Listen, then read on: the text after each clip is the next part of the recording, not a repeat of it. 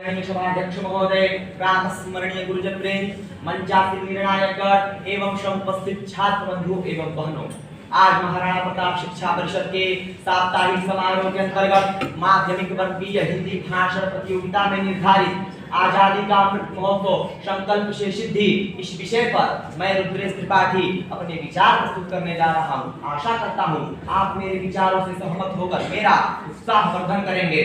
आजादी का अमृत महोत्सव मनाने के लिए हमारे यशस्वी प्रधानमंत्री श्री नरेंद्र मोदी जी ने इसकी शुरुआत 12 मार्च 2021 को साबरमती आश्रम से की थी, जो 15 अगस्त 2023 तक मनाया जाएगा।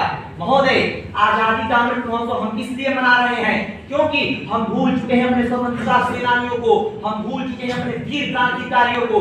आज उन्हीं को याद करने के लिए हम सभी भारतवासी ये अमृत महोत्सव मना रहे हैं। प्रिय साथियों, झुकने कभी न दिया जिसे वीरों ने प्राण गंवाए हैं, इस तिरंगे पर मर मिटे वो लाखों ने दांव लगाए हैं, लाखों ने दांव लगाए हैं। साथियों, आजादी का अमृत महोत्सव यानी ऊर्जा का अमृत, आजादी का अमृत महोत्सव यानी हमारे स्वतंत्रता सेनानियों की प्रेरणा का अमृत, आजादी का अमृत महोत्सव यानी नए विचारों का अमृत, नए संकल्पों का अमृत। इसलिए ये महोत्सव राष्ट्र के जागरण का महोत्सव है, ये महोत्सव स्वराज के सपनों को पूरा करने का महोत्सव है। महोदय, देश के कल्याण के लिए, देश के विकास के लिए, एक नया भारत और श्रेष्ठ भारत के निर्माण के लिए भारत सरकार ने संकल्प से सिद्धि नामक एक एकीकृत योजना की घोषणा की थी।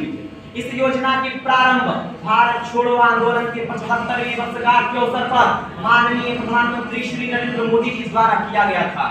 महोदय, अगर संकल्प सिद्धि की बात करें तो भारत में रहने वाले प्रत्येक नागरिकों को, जैसे युवा, किसान, सुरक्षा बल तथा विभिन्न क्षेत्रों में कार्यरत प्रत्येक जन समुदाय को निम्नलिखित विषयों को आत्मसात करने की आवश्यकता है। जैसे स्वच्छ भारत का संकल्प, गरीबी भारत छोड़ो का संकल्प, भ्रष्टाचार मुक्त भारत का संकल्प, आतंकवाद के खात्मे का संकल्प। अगर हमारे इन संकल्पों की सिद्धि हो जाती है तो मैं समझूंगा उस दिन हिंदुस्तान के प्रत्येक घर में ये अमृत महोत्सव मनाया गया।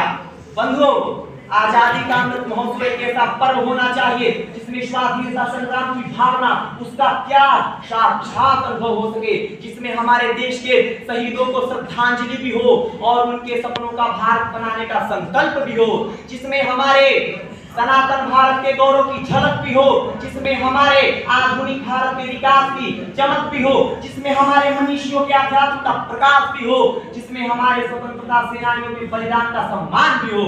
मित्रों, हमारे स्वतंत्रता सेनानियों द्वारा पूर्व में जो संकल्प लिए गए हैं, चाहे वो दांडी यात्रा का संकल्प हो, चाहे वो भारत छोड़ो आंदोलन का संकल्प हो, चाहे वो आजाद हिंद फौज की स्थापना का संकल्प हो, प्रत्येक क्रांतिकारियों एवं स्वतंत्रता सेनानियों द्वारा लिए गए इन संकल्पों की सिद्धि के बाद ही हमें आजाद भारत के दर्शन हो पाए हैं।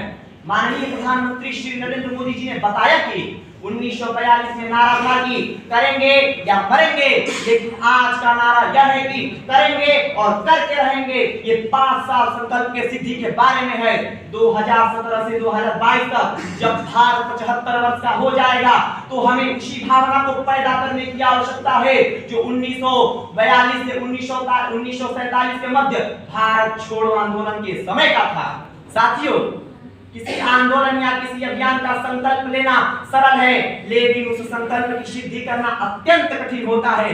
हमारे स्वतंत्रता सेनानियों ने, हमारे वीर क्रांतिकारियों ने जब आजाद भारत देखने का संकल्प लिया तो उसकी सिद्धि के लिए उन्होंने अपने परिवार, अपने प्राणों की परवाह किए बिना स्वतंत्रता के संकल्प के इस यज्ञ में समय आने पर अपने प्राणों की आहुति देकर अपने संकल्प की सिद्धि भी की। ऐसी तपस्या, ऐसी भावना, ऐसा बलिदान देश के प्रत्येक नागरिक के होना ही चाहिए।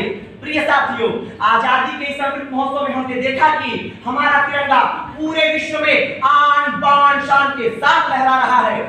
महोदय, ऊपर्युक्त वचनों से यह सिद्ध होता है कि मां भारती के वीर सपूतों के बलिदानों, माननीय प्रधानमंत्री जी के प्रयासों एवं जन जन की जागृति ही सही मायने में मूलभूत विषय के पथ तक पहुंचाने का कार्य करेगी। महोदय, जिस दिन देश से प्रतिभा पलायन रुक जाएगा, जिस दिन देश से ब्राह्मण दलित का भेद मिट जाएगा, जिस दिन देश में सच में सर्वधर्म एक हो जाएगा, उस दिन हर घर में तिरंगा लहराया जाएगा, आजादी का अमृत महोत्सव मनाया जाएगा, आजादी का अमृत महोत्सव मनाया जाएगा। जय हिंद, जय भारत।